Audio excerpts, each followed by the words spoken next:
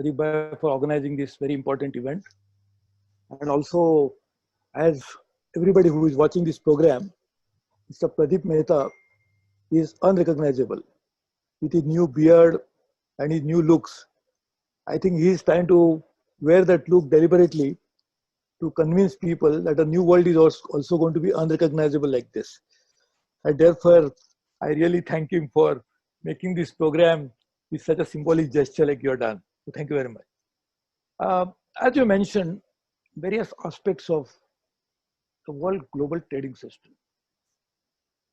If you permit me, let me say that not just the trading related issues in global platforms are under serious threat, but multilateralism generally is also under very serious existential crisis. You'd like any multilateral institution which is becoming infructuous, ineffective, and therefore WTO is a very good symbol of understanding how ineffective the multilateralism is becoming. But I think we really need to look at how do we deal with this threat to multilateralism itself at a time when we need it the most. Just imagine whether we like globalization, we don't like it, in context of market integration, in terms of opening borders, all those issues are little different. But look at today, why are we talking like this and not meeting in person? The pandemic has spread to more than 100 countries. It originated in China, but has gone all over the world.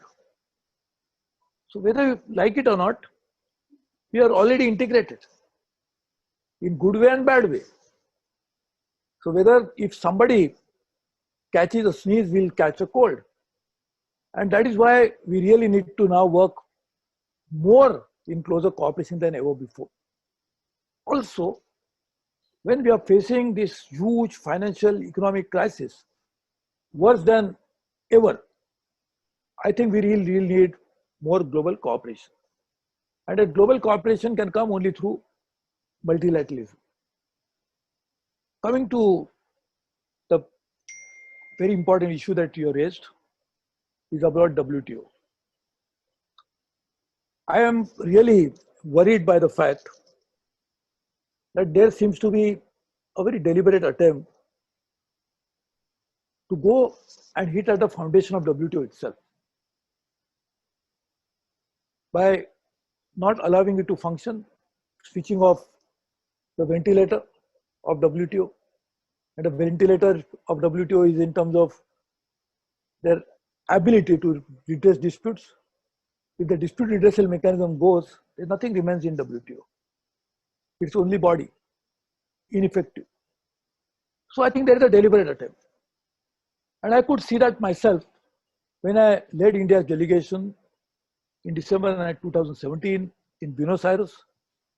And I saw to my own horror how callously they are dealing with global trading issues. So I announced there itself that if we could not agree on a ministerial in Buenos Aires, at least India will take a lead and call mini-ministerial. So we called the first mini-ministerial in March 2018, just as early as possible, and it was attended by 58 countries, 57, 58 countries. Idea was that at least we discuss together the issue that you raised and find out some workable solution. It cannot be anybody's argument that my way or no way. It should be somewhere meeting the ground by all countries finding out a very workable solution. And the second one we organized was again in March 2019, just 1 year after that. So we organized two, I chaired both, only with a view of solving this problem. In fact, the first, after mini-ministerial, I had taken the heads of delegation to meet a Prime Minister. And Prime Minister also had told them that India stands committed to multilateralism and we'd like to work .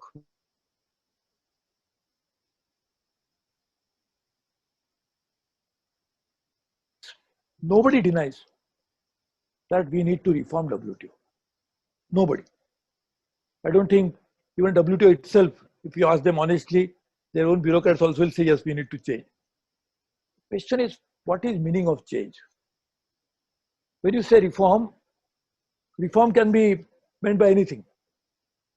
Is it a movement forward or is it going backward? We have seen after creation of WTO, world has benefited immensely. Global opportunities have increased. I think to even emergence of China as a major economy, second largest now, would also be attributed to their joining WTO. Now the question is, the reform should be for making WTO better, global trading system better. And when we say better, from whose perspective you are looking at it?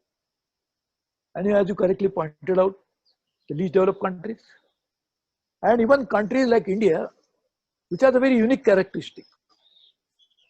I said that in my intervention in Buenos Aires, that when we say special and differentiated responsibilities, India is absolutely a classic case of that. India is now close to $3 trillion economy, 2.9, so fifth largest, but at the same time, highest number of poor in the world live in India.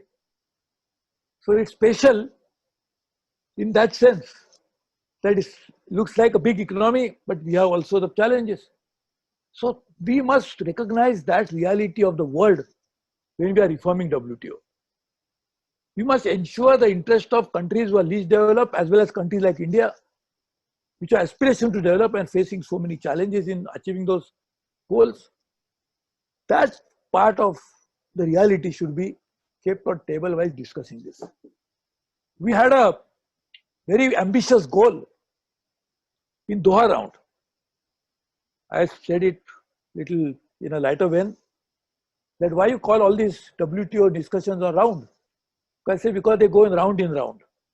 So always they are round, but they don't come out with some solution. Doha round resulted in nothing. So we called it a development round. So I think now we should try to focus on development issues. At the same time, there are certain issues which other countries are raising are also relevant. I'm not saying they are completely irrelevant. We must sit on table and discuss this. But we must agree that there is a fundamental nature of WTO cannot be compromised. If we do that, it will actually help us to move forward. Like, and you talked about committees and others. The procedural aspect of WTO is also very important. I was asking my colleagues in WTO, what is the timeline for discussing an issue? They said there is no timeline. I said, we as politicians, we are elected to parliament, to the government with a timeline. All over the world this happens. But if WTO has no timeline for discussing an issue, how can it happen? So these are the procedural issues also need to be discussed. Then there are certain new world has emerged, whether we like it or not. The reality of new world also should be enshrined into WTO. So therefore, I am not saying the countries which are raising issues are irrelevant. I am saying they are very important. We must take those issues on board, but at the same time should not forget the basic structure why WTO has been created to begin with. And if we do that, I think we'll be able to move forward. Now the big challenge today, after 2008, Pradeep bhai, you have made a lot of research on that. We have seen declining volumes and value of global trade as compared to the economic growth of the world. Economic growth, and if you look at a matrix before 2008 and after, you can clearly see it. Today in 2020, I feel the global trade is going to face the worst crisis. So what do we need? We need WTO more than ever. And therefore, I think we should focus on those issues, discuss in the multilateral platform, because that's the best way, it's a sustainable way. Because every country there has a voice, which helps the progress of the talks. Because if you don't have every country's voice heard, it can never be a sustainable. Because you talk about world trade, and the world is consists of all the countries of the world. WTO starts with world. You cannot create an artificial world by eliminating certain countries or certain interests. So I think we should try to focus on that. And I think the next step would be, in my opinion, immediate. We should try to, some of the issues which already agreed, we should try to take them forward. But I think world economy can never take off without world trade growing. And world trade can never grow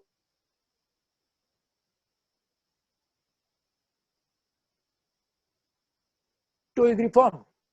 It will make more functional, more effective, more efficient, more participatory, more forward-looking.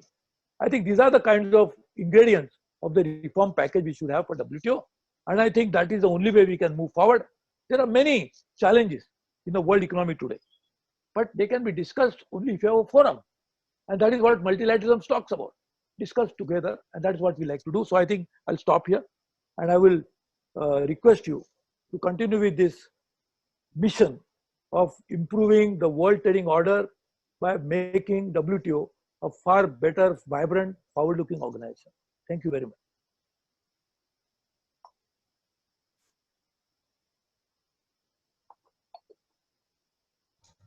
Thank you very much, Suresh bhai. And this is just for the benefit of the audience and the other panelists.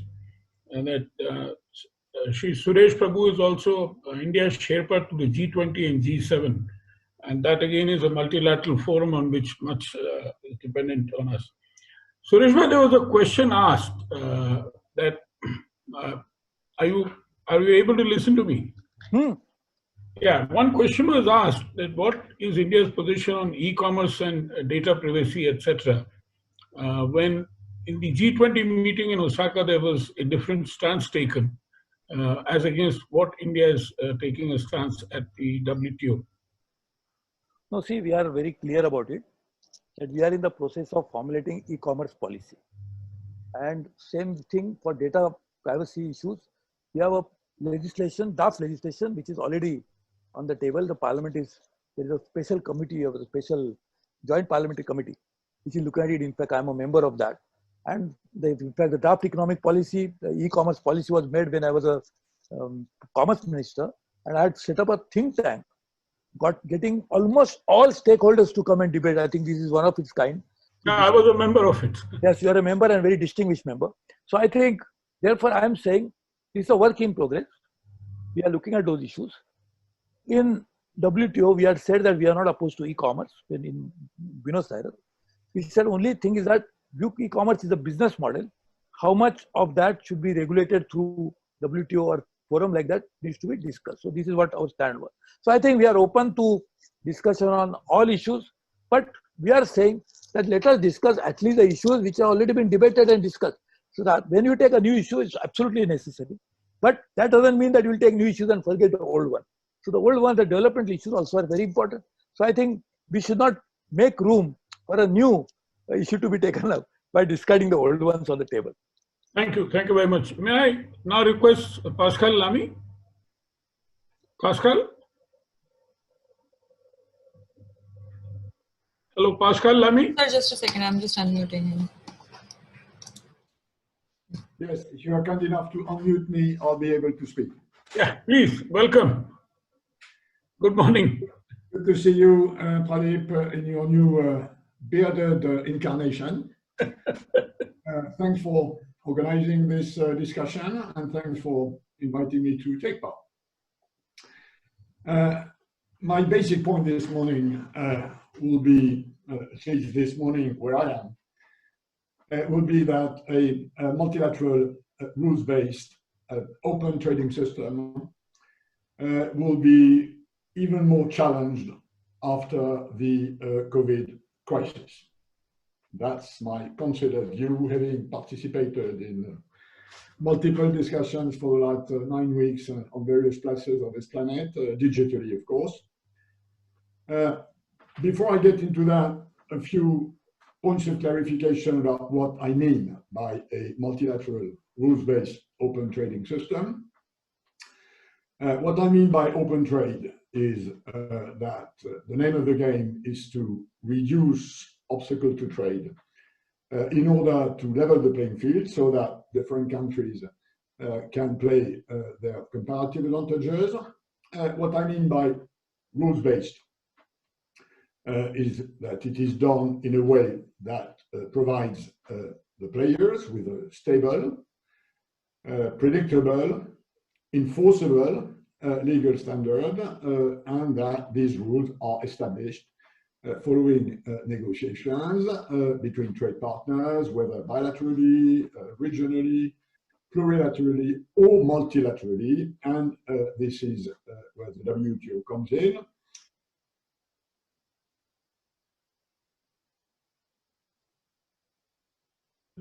of course, it does that in a global way, which means that it inevitably is the least common denominator that prevails, given that this is done by consensus. Obstacle to trade, and that's my experience, stem from basically two rationales. The first one is to protect domestic producers from foreign competition. This is protectionism. It's done through tariffs, subsidies, quantitative restrictions. That's one big family of obstacle to trade. And the other big family of obstacle to trade is what I call precautionism, which is not about protecting producers from foreign competition, but about protecting people from risks. And this is done through various regulations about safety, security, and these regulations may constrain market access, then become obstacles to trade.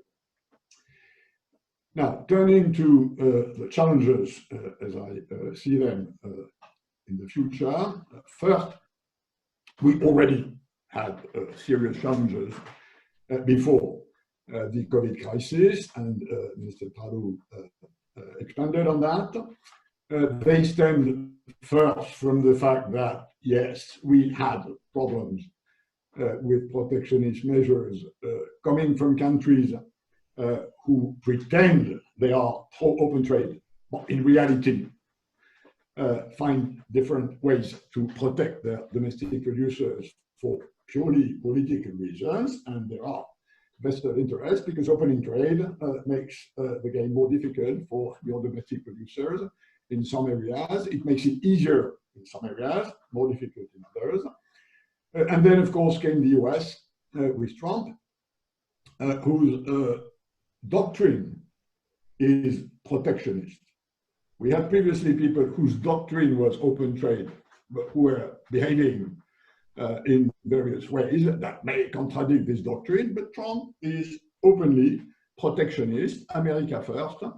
And if you want to understand what it means, look at the op-ed which the USTR published in the New York Times on 11th of May, which is a perfect description of the doctrine behind Trump's trade policies, which of course resulted in a big offensive against WTO, and specifically against its major enforcement mechanism, which is the dispute settlement and the appellate body.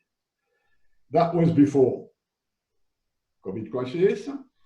The mega shock of the COVID crisis will make things worse in increasing obstacle to trade in mostly two areas.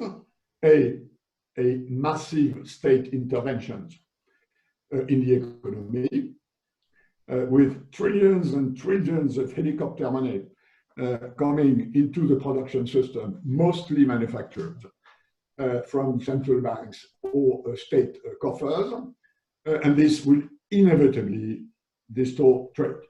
State aids in such a magnitude will distort the competition, by the way, to the benefit of those who have big coffers and to the detriment of those who have small coffers. And then the second area will be, I believe, a steep increase in what I call precautionary measures, the safety, security, health, environment, de-risking of supply chains, some of which have been considered as too fragile during the crisis, security of sourcing, economic security, strategic autonomy, whatever you call it, and there's a huge worldwide conversation about this for the moment. The only good news, and that may matter for India, the only good news is that this crisis will result in a faster digitalization of this planet, hence of trade in services, which in a way is where India has a comparative advantage. So the challenge will be tougher, but the capacity to address this challenge will be weaker.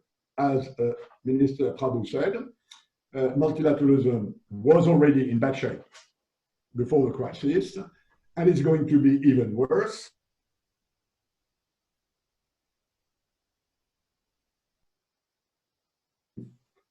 has gone worse during this crisis, as we all know, with this exchange of barbs and accusations related to the crisis, to the origin of the crisis, to the way it has been handled. Then the North-South divide will increase. Poorer countries will have been disproportionately hit by this sanitary and economic crisis. So we will have a more fragmented, less multilateral capable world, which I think is another problem of the challenge, because if the difficulty is bigger and your capacity to address it is smaller, then it's a bigger problem. Finally, to conclude, a few policy prescriptions. It's all fine making the analytics, but the question is, what should we do? 3 time horizons in my mind: short-term, medium-term, long-term. Short-term, I think we should all strive to minimize trade restrictions, starting with food, where measures of restrictions are already in place in some countries, and this is a big danger for many countries.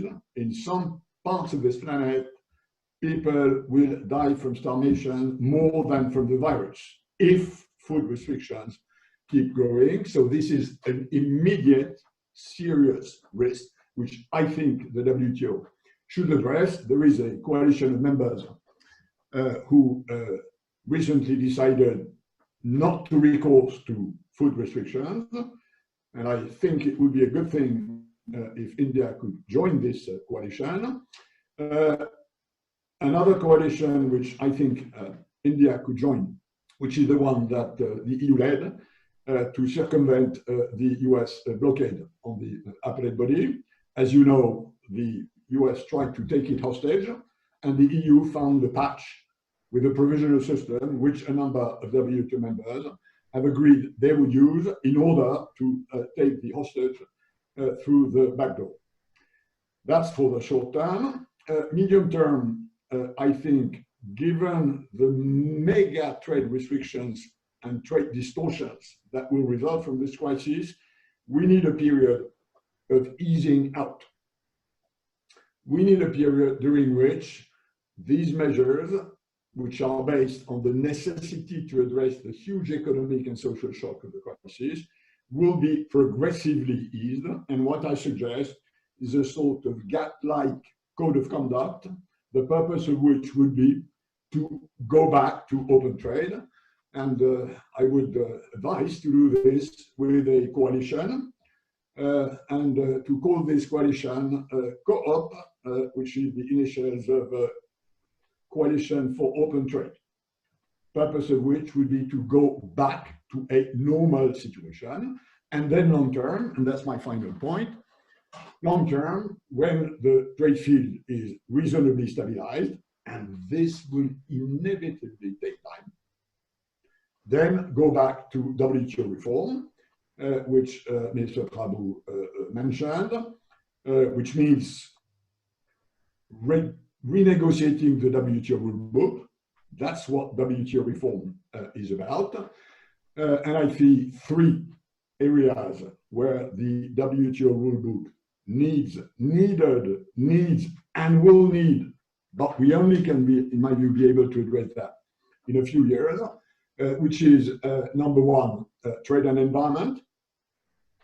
The environmental constraint, climate change, global warming will become the number 1 problem for public opinions in the years to come.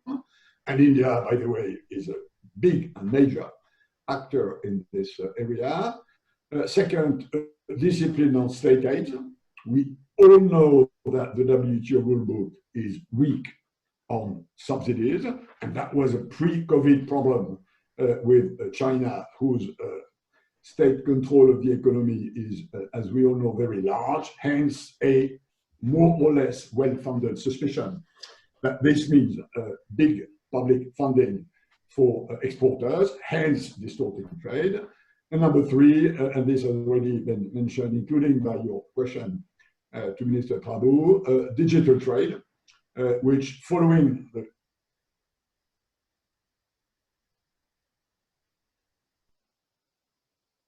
And then the fourth thing that should be done, but this is not only WTO related, is that if I am right, that precaution is going to go up, then we need some sort of global system to level the playing field in precaution. This is very difficult because the level of precaution lies in the eye of the beholder. I published an interview in the Australian Financial Review just this morning about this. I think, notably for developing countries, a scattered, fragmented world as far as precaution is concerned is a big problem. Now, there's nothing like this in the international system for the moment. You have a few bits and pieces like Codex Alimentarius or the Global Animal Health Organization, which do that. But frankly speaking, this needs to be built from scratch. And I think we need a new global articulation between the trade people on the one side and the other side, the regulators that regulate safety, security, health, environment. And this dialogue should happen at global level in order to create some sort of leveling of the playing field, either by harmonization or by mutual recognitions. But let's recognize that this is a brand new and very complex and politically sensitive area. That's for the future.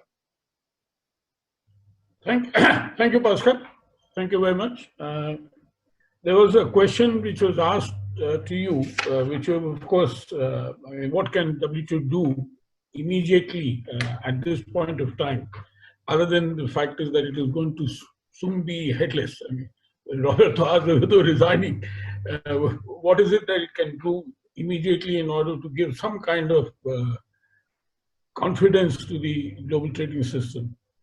I will answer two things. One I already mentioned, which is prevent food export restriction. That's problem number one, and it is extremely urgent. And of course, to the detriment of poor countries. As we know, in this sort of game, increasing my food security may make the food insecurity of my neighbor bigger. So that's a big problem. And second, be better at monitoring the trade measures during this crisis and those that will stem from the huge amount of money that will come as recovery plans develop. We are only at the start of this crisis. And the parallel with 2008 may be misleading, but we know from the 2008 crisis that finance, then economy, then social, then politics. We will have the same problem this time. Sanitary, then economic, then social, then political. The social shock of this crisis is in the making. It's not there. Although you have 30 million unemployed people in the US, which is totally unprecedented since the 1930s, the social shock is in the making. This will trigger a massive reaction in terms of recovery plans. This needs to be monitored. If we want the years following the crisis and the exit of the crisis to restabilize the trade system, how has it been destabilized needs to be monitored, needs to be acknowledged, needs to be discussed. Measures have to be notified, and this is where the WTO has a machinery for surveillance, monitoring, notification, which I think really needs to be upgraded in the month to come. Thank you very much. May I invite Dr. Sanjaya Baru? Sanjay, are you there? Yeah. Yeah. Can you hear me now? Yeah, thank you. Thank you. Welcome. First of all, thank you for inviting me to join this discussion. We have heard two very important statements, one by our former Minister for Trade, Mr. Suresh Prabhu, and by Pascal. I was sitting and recollecting the last time Pradeep, you, me, and Mr. Lamy were together in Bahrain, which was in 2012, when I organized a conference on multilateral trading system under the auspices of the International Institute for Strategic Studies.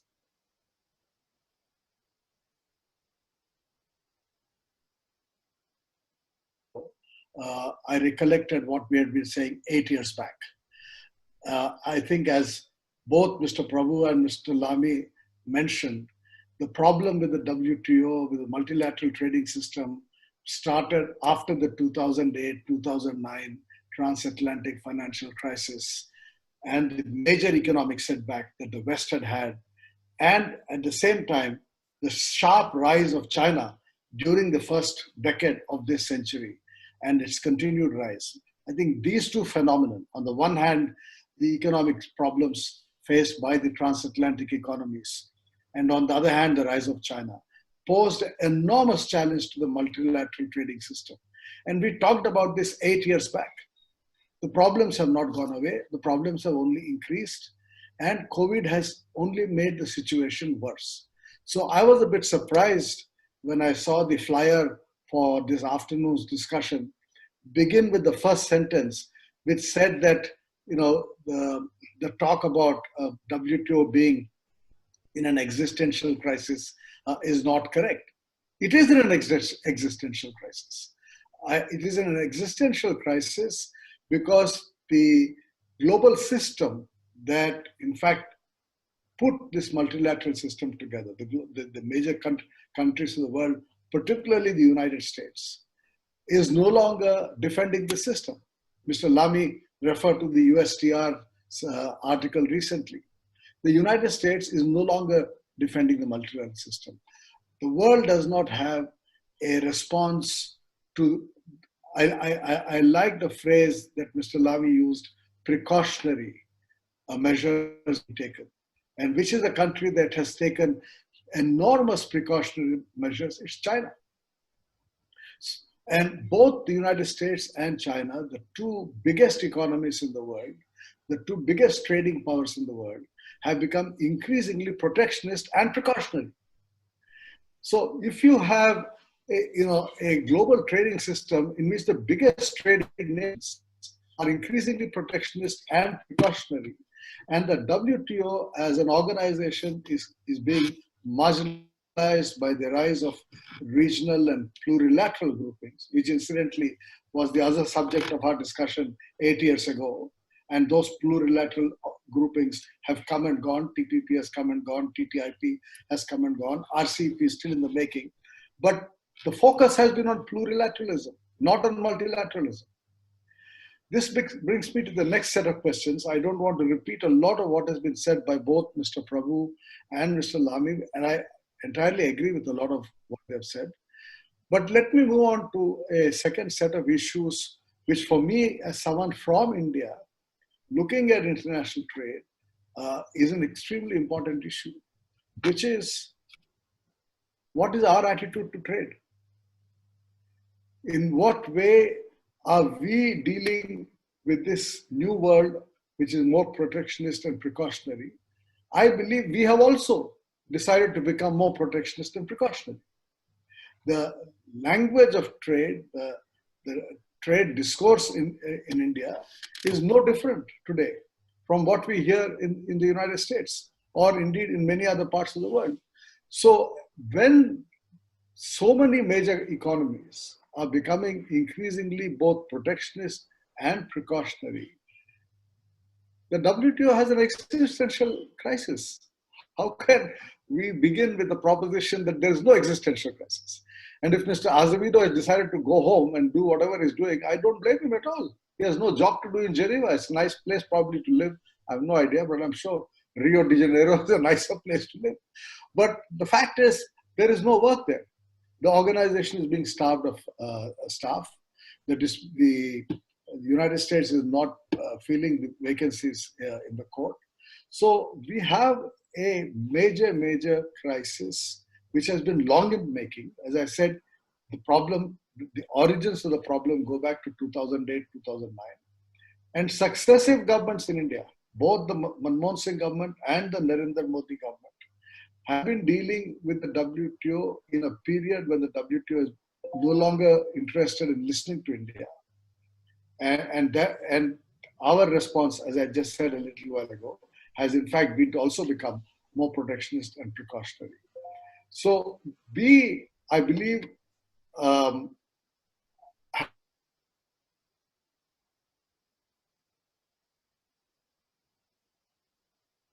COVID has actually physically disrupted movement. I mean, till now, the disruption was policy-induced. Whether it is protectionism or precautionary interventions, these are policy-induced disruptions to trade. Now we have actually physical disruption to trade. The ships don't move, the planes are not adequate, the trains are not moving, except China, which has sent a train all the way from Beijing to Berlin carrying medical equipment. The fact is that goods are not any longer moving at the same pace. So given all of this, I actually think we are in a serious global crisis as far as trade is concerned, which calls for a new global initiative. We are back where we were at the time of the creation of GATT, which is immediately after the Second World War. In a sense, the way I look at COVID from a trade point of view is COVID is doing to trade exactly what the Second World War did to trade, which is to physically disrupt trade. And how did the world respond to that physical disruption of trade that the Second World War contributed to? It responded to it by creating a new trading regime under the tutelage of the United States, under the leadership of the West. But today, that new system will have to be created under a leadership which the West will have to share with other trading nations. And India has to play a positive role, because India is not going to grow at 9%, 8%. Mr. Suresh Prabhu, as Minister for Industry and Commerce, started a project for making India a $5 trillion economy. We are not going to be a $5 trillion economy as an inward-looking economy. For us, trade is extremely important because we are dependent, continue to be dependent in a variety of areas on the global market. So let me end by saying, Pradeep, that I'm glad you've taken this initiative to start this conversation, but this conversation can only progress if we, one, recognize that we are in a crisis. The WTO is an existential crisis. Two, that there has to be a new global compact, which is cognizant of new global power relations. You have to take into account China's power. You have to take into account the fact that there are other developing countries which aspire for more balanced and a more development-focused trading regime. And you also have to take into account the fact that the West, which has dominated the system, is no longer in a position to dominate. So some element of accommodation from the point of view of the West. So we are really, in my judgment, talking about a new post-COVID global trading system that has to come out of the shambles in which the WTO now is. Thank you. Thank you very much, Sanjay. With that, Raja is my co-moderator in a sense. So we're going to open the floor. But Sanjay, just to answer your last point, in fact, I and Pascal had written an article together long ago, taking forward his theory about Plan B, which is to have a WTO without the US, if that is what is stopping multilateralism. Now, those of you might remember 1948 Havana Charter had an ITO framework, an international trade organization, and it was actually rejected by the US Congress that we cannot multilateralize our sovereignty. Now, this is at the heart of what is happening again today, that you're looking at issues whether you think that if your sovereignty is going to be multilateralized in this way, how far you can accept it or how far you cannot go. Of course, there are other issues also. Things are complex. It's not just one issue. The fact is that China has been able to use WTO to a large extent to do what it is, and as Pascal also pointed out, that the kind of state corporations or state-owned enterprises, the way it is being supported, was able to expand its share of the market in a huge way and in a manner in which it could not be challenged. So that is one, I would say, a sensible grouse as far as the US is concerned. Yet it doesn't give any reason for any country to reject the multilateral system. May I request Suresh Bhai to please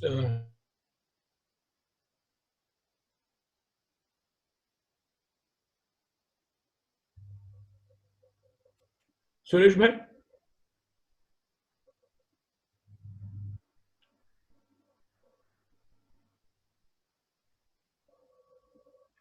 Viewpoint, very important and very relevant to this discussion.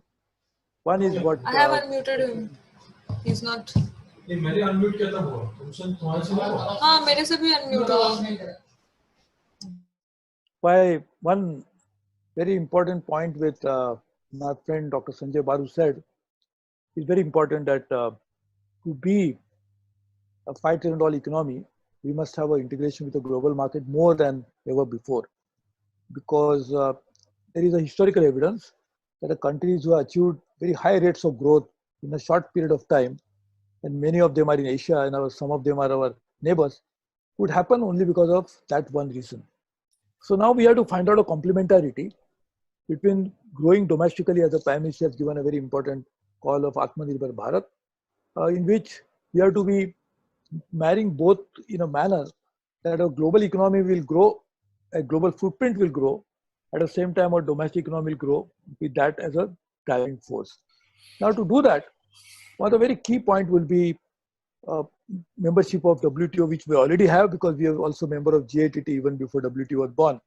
But what is important now is that we must have a very active role in ensuring that we use our geopolitical clout to use geo-economic as a driving force for developing the new global order. At a time when the global institutions are virtually, as I said, initially becoming very ineffective, I think we could start with WTO and then take on to other institutions so that multilateralism will become a driving force. But WTO could be a starting point. And as Mr. Pascal Lamy said, I fully agree with him. He comes with so much of experience that if you don't do today anything immediately, it is too late in the day. Because after some time, we'll lose steam and then we'll lose the plot completely. I personally feel that every country has to give in something for a larger good.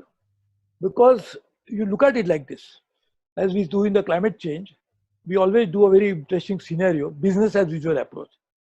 What will happen if the greenhouse gas emissions are emitted in normal course? And therefore, why action is necessary? Because what disastrous consequence it will have. I think we must also prepare a scenario like this for global trade. Suppose there is no WTO.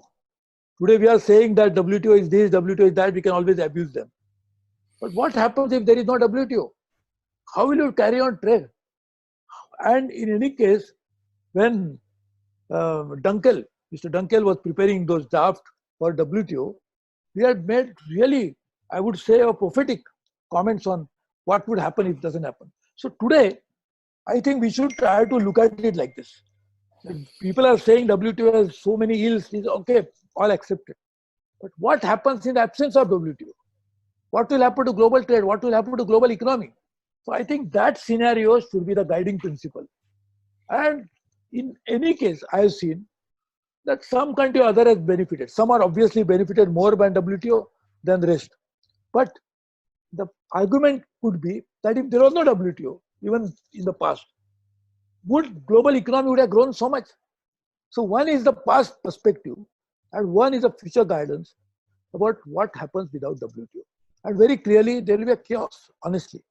You know, we can really go back to the days of piracy when the trade was carried out with all attendant risk, when there was no regulatory body. I think we should really therefore work on very aggressive agenda for WTO, and that is what India tried to do. And therefore I give examples of two major mini-ministerial we organized.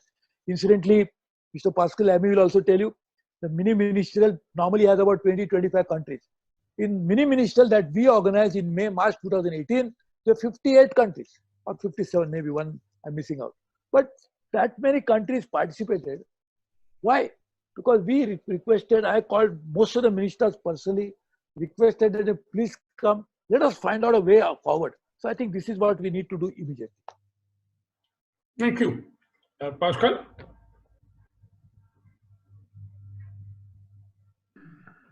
Okay, thanks for the mic. First, there has to be some sort of articulation between the WTO as well as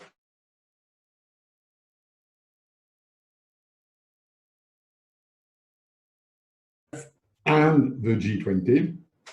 And by the way, and I know that from experience, the DG of the WTO sits at the G20, like his colleagues from the International Labour Organization, the World Bank president, the IMF managing director, because there is a strong need for coordination between major international organizations.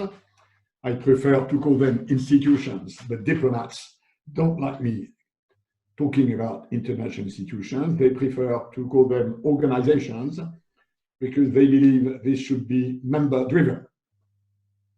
As you know, from European experience, I came to the view that member-driven organizations were in danger of bumping into walls, and whereas institutional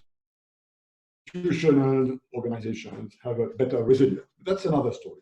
So the problem being that this time, the level of G20 coordination is incredibly low. If there is one distinctive feature of this COVID crisis for the last 80 years, basically since the end of the Second World War, it is that the level of international cooperation is incredibly low. Look at the polemics about the World Health Organization. Look at the fact that the G7 could go nowhere, and look at the very weak coordination of the G20. So this is a sort of one more feature of this analytical description which we made, and which I think we all agree on, which is that multilateralism was not in bad shape before the crisis, and is even in a worse shape now. And I must say, I like Professor Sanjaya's sort of analogy with the post-Second World War. I think one of the big questions for the years to come is whether we today are in a post-World War II situation, or whether we are in a post-2008 financial crisis situation. And there are views on different sizes, which have to do with the magnitude of the impact of this crisis on production systems. Can they restart rapidly? In which case, the destruction will be limited. So we are more in a sort of 08 crisis than the World War crisis. About the impact on the social systems, it may be that we are more on a World War II scenario, post-World War II scenario. And I think all this has enormous consequences on trade. And I will defend Pradeep putting the sentence that there is no existential crisis. There is a WTO crisis. There is a global crisis. There is a WTO crisis. I think what he means by there is no existential is that we should not doubt from the necessity of a lively existence of a world trading system. And on this, I would side with him. Thank you. Thank you, Pascal. There's one question, a couple of questions to you. First is, does trade help to get out of the crisis, or can trade help to get out of the crisis resulting from COVID-19? If yes, how? If not, what will be the fate of the WTO? And let me ask you a second question. How will we make sure that short-term advantages don't outweigh a long-term perspective? On the first question, I think we will need open trade as a transmission belt of the recovery of the economies. Let's assume China is now back to business, that quite soon Europe, then US, then countries like India will be back to business. This will happen with a sort of sequence, with the first parts of the train getting out first, and then the rest following. So if this is to happen, we need the oiling of open trade to be there, including, by the way,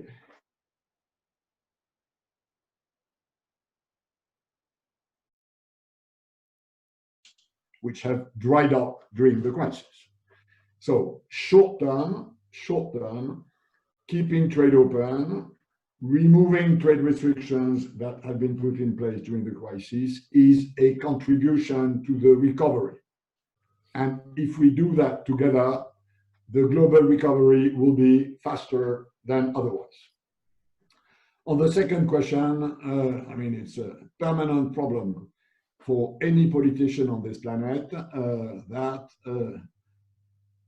global issues and long-term issues are not what the voters look at. Politics are short-term and local, whereas a lot of problems are long-term and global. We diagnose this north-south, east-west with the Oxford Mountain report in 2012-2013, about which was called Now for the Long Term, where we identified a number of challenges. And I reread it recently, including the paragraph which mentioned COVID as a possible problem. So we had some sort of long-term view. And I think I totally agree that, I mean, our systems, our political systems, and especially in democratic systems, are not good enough at dealing with long-term issues. Maybe a shock like the one we've had because of obvious non-preparedness by all countries will tell us the lesson that we have to prepare better. And in order to prepare better, we have to look better at futures on the plural, because there's nothing like one future. Maybe that may be a positive consequence of this crisis. Pascal, a question to you from me again. As you pointed out, Navarro has written an article also in questioning the need for the US to continue to remain in the WTO. And I mentioned this a little while earlier also. This is an idea that you had also floated. After all, US is not the best kind of international citizen. In many areas, it is not a party to the International Criminal Court and so on and so forth. Do you think, would that be a good way to save multilateralism from being doomed, at least multilateral trading system being doomed?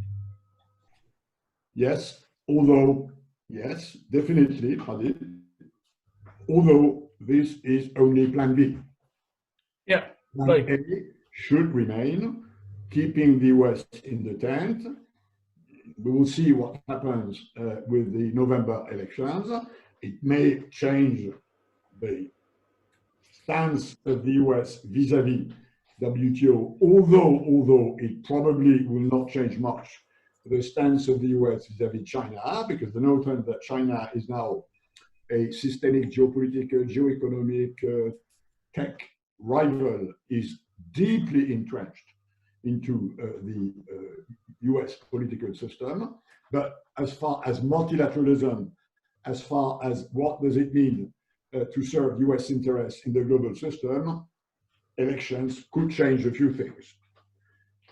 This being said, I remain of the view, and we, as you said, shared it together, that if the US try to take the WTO hostage, we have to have a plan, which is Plan B, that makes the system work without the US the time they understand that a global system is not as bad for them as Mr. Trump pretends it is. And by the way, this is why I advocated the solution the European Union has put together to circumvent the US blockade on the appellate body.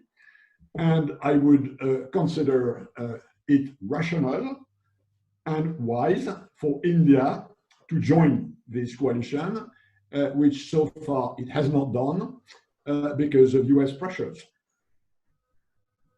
Thank you. Sanjay, can I, there's a question to you.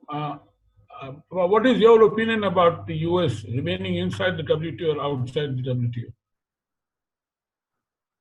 You know, there is a bill which has been moved also in the US Congress, the lower house.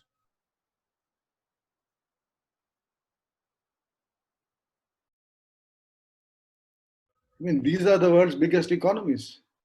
What multilateralism are you talking about if both the US and China stay out of it?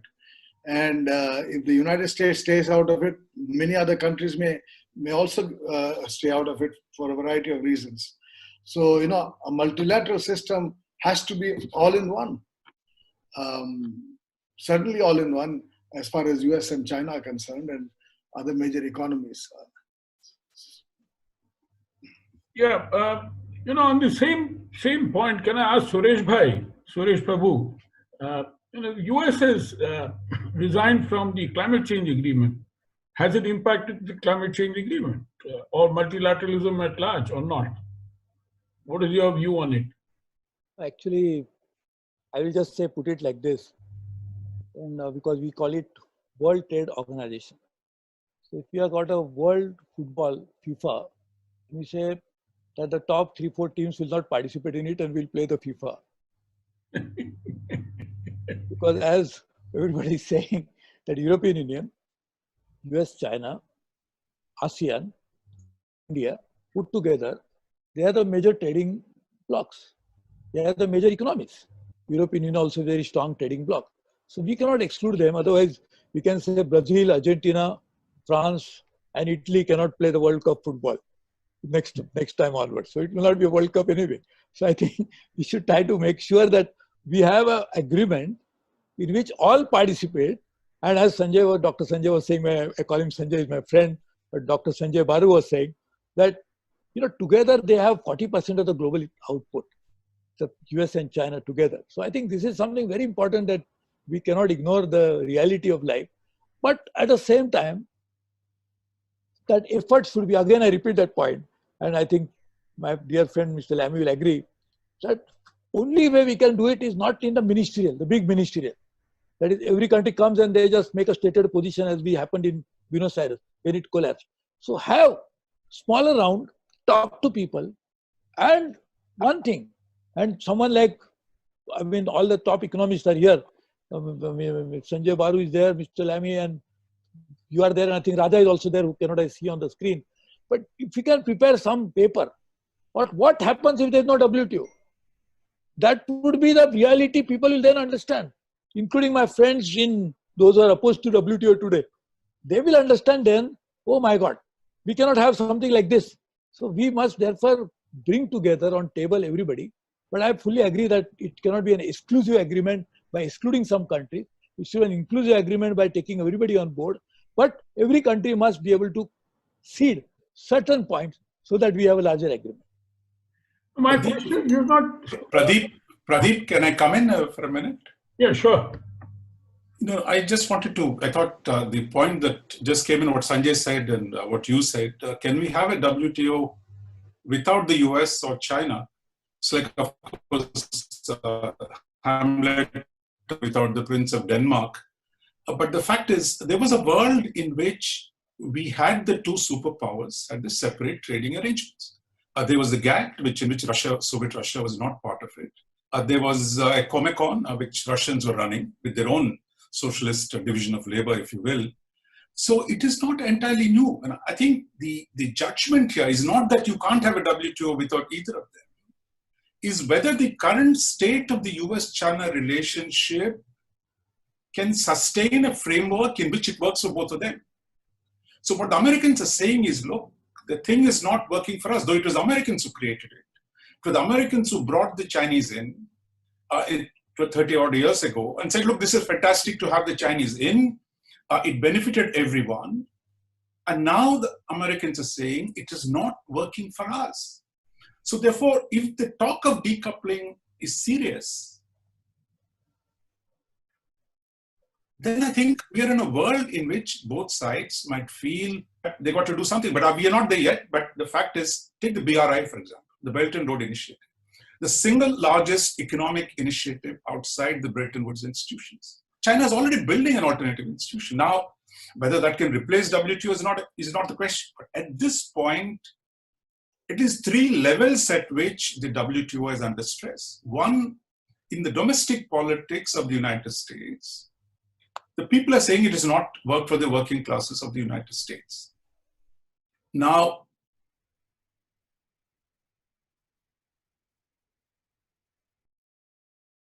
long ago that the jobs are going to move to China and Mexico. Therefore, today you need to rearrange the system, which is what the Americans are saying. Now, that argument, I think even Democrats, as Pascal was saying, that if Democrats come to power, they're already moving to the left, that they're saying, look, we're not going to sign any more free trade agreements. So I think there is a shift in the domestic politics in the United States, and I think we have to come to terms with it, whether we like it or not. The second aspect is that the US-China conflict, which Sanjay talked about, that the structural change of rise in China and China's domination of the global economy, for example, we can't have just one factory in the world or one pharmacy in the world. That's fine, as long as everyone trusts that pharmacy and that factory. Today, what's happened is that you can't rely on one pharmacy, American people are saying. Now, can you rely on one factory? So the trust is broken down. The system is under stress. So I will just stop here, my initial thing. Is it a crisis or an existential crisis? The very fact that Pradeep has talked about a resurrection. Resurrection is somebody pulling out from the dead. So we're probably close to dead. But till, I think, as Mr. Lamy said, look, there is a way of reviving this dead body or a half-dead, comatose body. And that requires political action.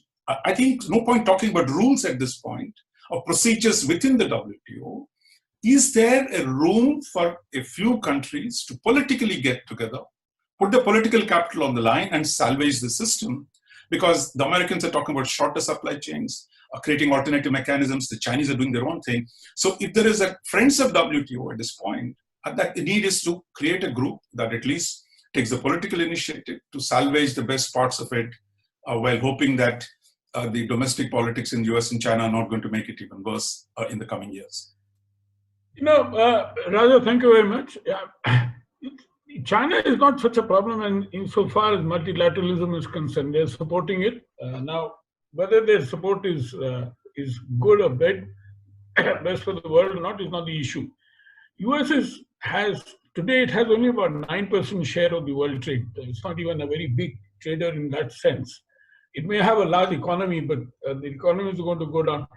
My question to the panel was, and including to Suresh Bhai, was that, they have remained outside, they've resigned from the climate change agreement, which is a much more serious agreement as far as the humanity is concerned, the way climate change is taking place and so on. So can I come back to Suresh Bhai on this issue about US withdrawing from the climate change agreement, and what would be the impact on climate as well as on multilateralism? Firstly, just if you permit me, just one point what Raja was saying and Mr. Lamy was saying, that smaller groups should get together and discuss the issue. That is what mini minister is all about. In fact, we get these smaller groups to come and talk about it. That's why we organized. In fact, the first one we organized was large one, 58 countries, so that then we organized a smaller one. The whole idea was the same, that we bring together the like-minded parties, try to focus on the issues, articulate them properly, and then take it to the larger group. So I think this is what we need to continue, which I was also saying. I fully agree that we must meet in different interest groups, try to talk about bring consensus and then take it forward. As far as the climate change is concerned, there is both are multilateral undoubtedly. But let's just tell me a very subtle difference between the two. Trade, by definition, has to have a counterparty. I cannot do trade with myself. I cannot say that I am only transferring from left pocket to my right pocket and I say that I have done international trade. It is not possible. So therefore, in trading order, we have to have more countries involved. With climate change, we have a very interesting situation that a global emissions must reduce for global climate to change. So therefore, we want global agreement. But global emissions will never change unless local emissions also stop.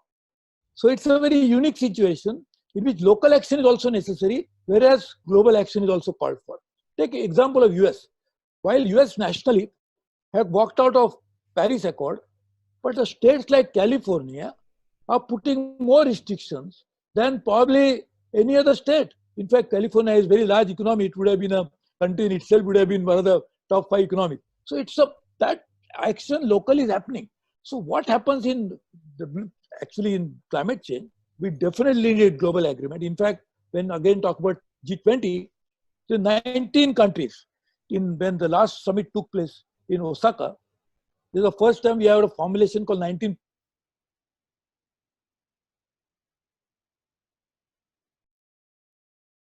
feel like this is that now is a clear-cut link between the climate change and its impact on economy, on social life.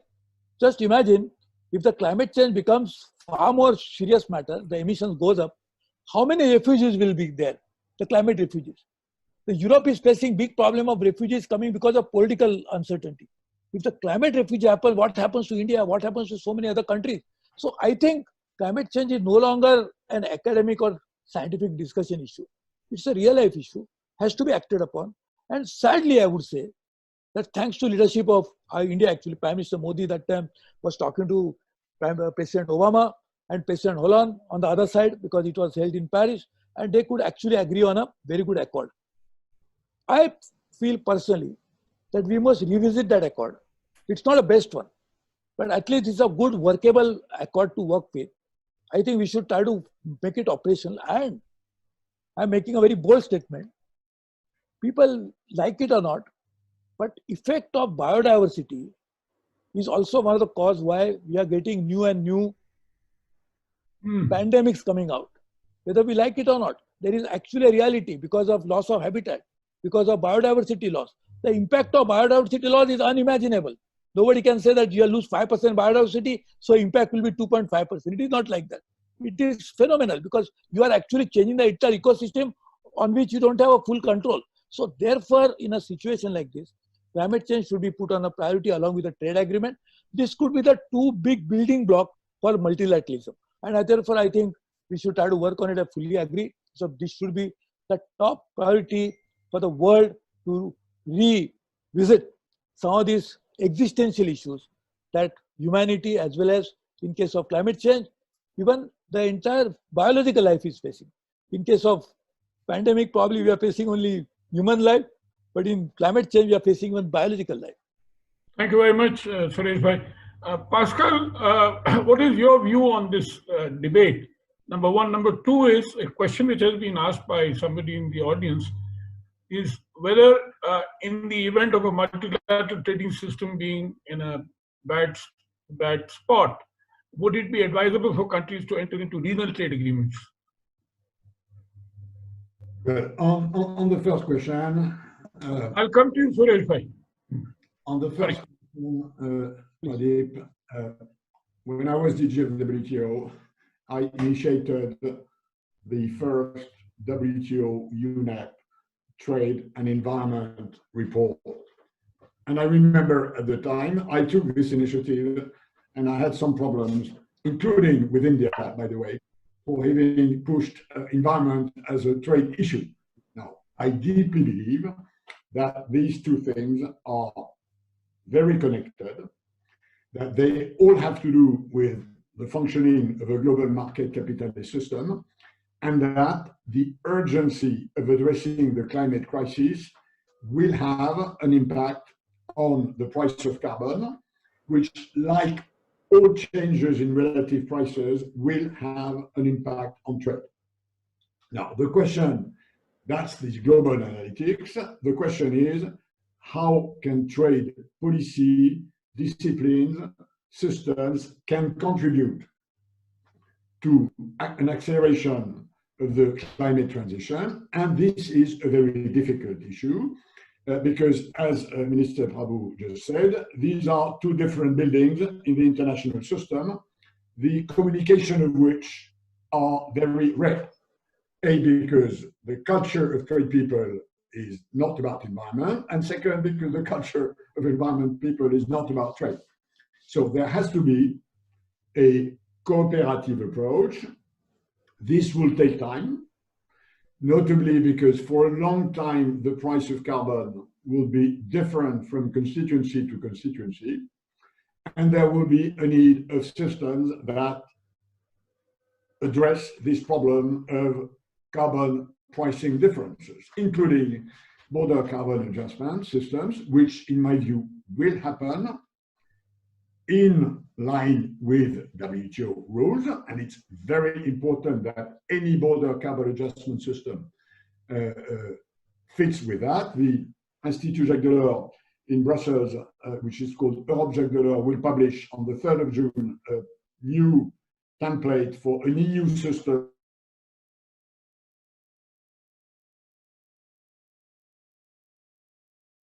And so this is an area where I think more activity, more discussion, more coordination will have to take place. As far as the second question is concerned, we've always had multilateral, regional, bilateral, unilateral trade measures. I've always been of the view that, contrary to what many very respected academics say, there is no contradiction between opening trade unilaterally, bilaterally, regionally, multilaterally. If you look at the facts and not the theory, trade distortions emanating from preferential trade agreements are very little. So on this, I am on the side of the Chinese proverb.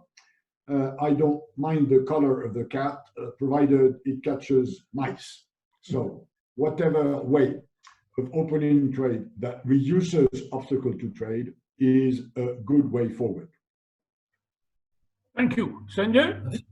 Or Pradeep, if I might just come in just please. 1 second before Sanjay comes in. I think saying the world is interdependent, therefore we're going to get a collective solution. I mean, that doesn't work because, for example, we said nuclear weapons are a threat to everyone. Have we agreed to eliminate them? No. So if climate change is a common threat, it does not mean countries will automatically come together.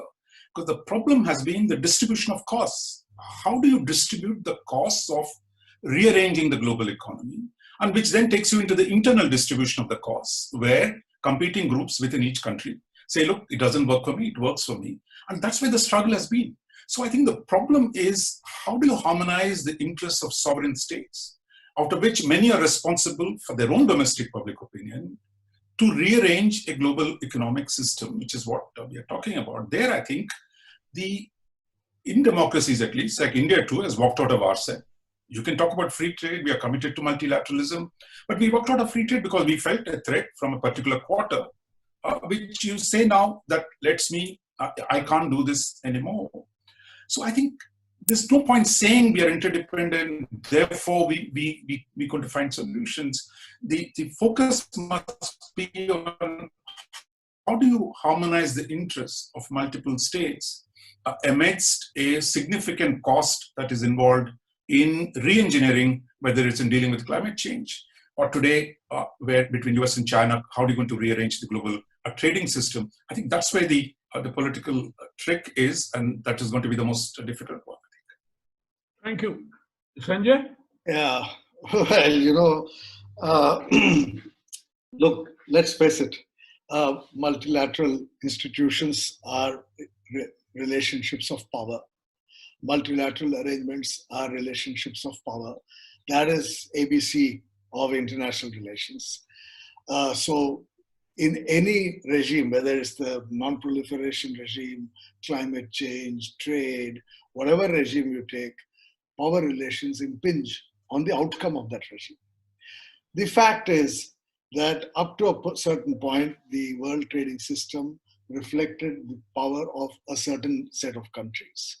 Power equations are changing, and therefore these institutions are getting shaken up. Now, when the United States says that these changes do suit me, and therefore I will opt out, we can take two positions. We can take the position that, for example, India took when it opted out of the non-proliferation regime. It said that here is a nuclear non-proliferation regime that does not suit me, so I opt out. But we paid a price. The powerful countries imposed sanctions on us for opting out. Question today is, if the United States opts out of the WTO, does the international community have the stomach, have the means to impose costs or not? If it does not have the ability to impose costs, the United States may well stay outside the WTO. As you yourself said, trade is only 9% of the GDP. They may bring in a few countries and run their own plurilateral, which is precisely what TTP was about, or TTIP was supposed to be about. or now RCEP as far as China is concerned. So plurilateral arrangements came up, the idea came up precisely because the big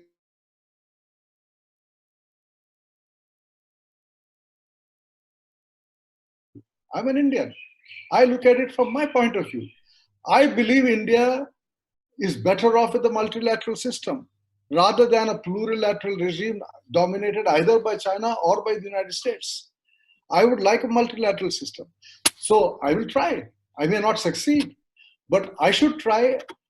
As Mr. Prabhu correctly said, he convened a meeting of for 45, 50 trade ministers a couple of years back.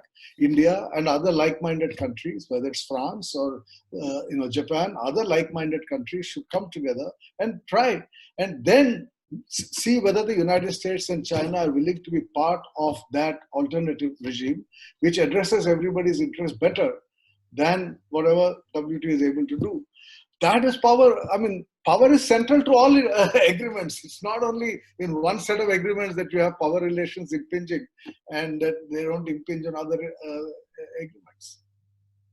Thank you, Sanjay. There's a question raised by Minister Prabhu to all the panelists that should a foreign company be given specific incentives to invest in a country the way China has been doing? Pascal, would you like to take this question? No, I mean, of course, but I will answer it and then I'll make a point about multilateralism because I'm not sure I agree with part of what has been said. On China, I think things are much simpler than what I hear very often. China joined the WTO, and that was a great thing both for China and for the rest of the world. This notion that China joining the WTO was a mistake is not. Just look at the numbers. Before China joined WTO, its external trade surplus was 10% of its GNP. Today, it is less than 1%, which means that for the 20 years we've had China in the WTO, imports in China have grown more than exports from China. This is a good win-win deal. Now, this being said, China joined a system who was very imperfect. The WTO rulebook is solid in some areas and weak in other areas. And where the WTO rulebook is weak, very weak, is on disciplines on subsidization. Did China abide by its commitment? Yes, it did. Do the rules of WTO properly constrain a number of Chinese investment, export, subsidization incentives? No. So the problem is not that China did not abide by the rules. The problem is that the rules are weak in a number of areas where China has developed unfair trading advantages. And this is why we need to go back to the rule book. And this is why we will need to do that post-COVID, after a period where basically everybody has behaved like China in pumping massive state money in the economy. And this problem of cohabitation, of global market capitalism with what China called Chinese specificities, which is 1/3 of the economy under state command, needs to be addressed because this is not a proper level playing field. The point I want to make about multilateralism is a reaction to this notion that international cooperation is about power gains. I do not agree 100% with that. There is a part of international cooperation which is in the hands of sovereigns, diplomats, treaties, institutions, inter/national systems between nations. This is one part of it. but there is a whole other part of the international system and cooperation, which is in the hands of other actors than states, businesses, NGOs, big academic.